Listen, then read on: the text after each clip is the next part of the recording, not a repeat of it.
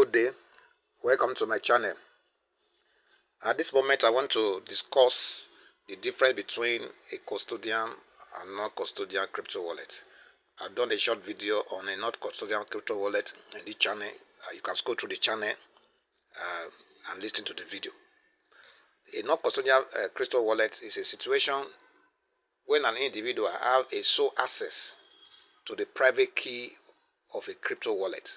That means the third party has no access, does not have access to the private key, to the key phrase of the crypto wallet. An example is a wallet you are seeing on the interface.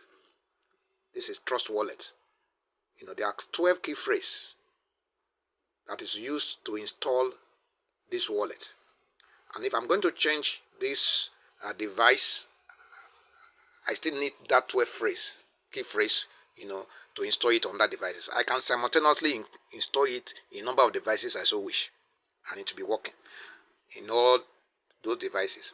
But the major disadvantage of a non-custodian crypto wallet is that the third party must not have access to it, to the key phrase, the private key.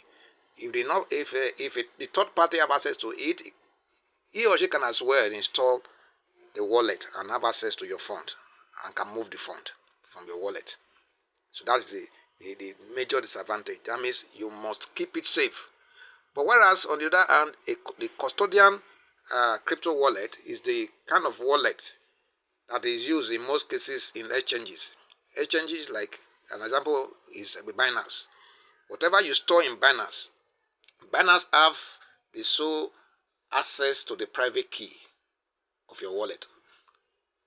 Whatever you have in Binance, the only access you have is your password and your username, but they have access to all your funds that is in your wallet.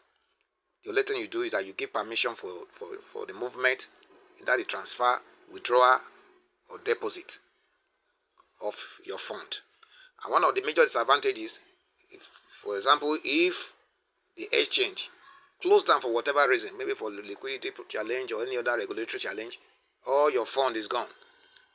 But for a non-custodial wallet, it's like you are the bank, the owner of a bank. You are your own bank.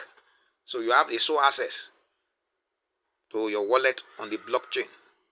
And as long as the blockchain remains, your crypto remains. As long as the third party does not have access to it.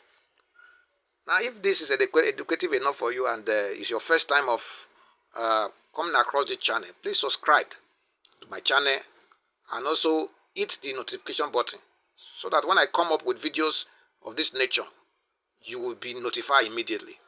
Thank you very much and God bless you.